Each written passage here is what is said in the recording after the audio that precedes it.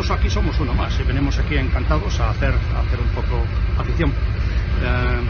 La alcaldía nos lo ha pedido, insisto, hace 2 años y estamos aquí muy satisfechos de colaborar a darle realce con nuestra presencia, pero no porque seamos diferentes, sino porque somos uno más.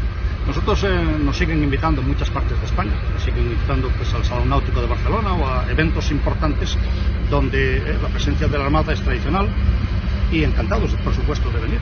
Hay unas críticas de un partido que es la CUP que dice que no se encuadra a un barco de guerra en unos juegos que son los juegos de la paz. Muy bien, yo agradezco que me haga esa pregunta.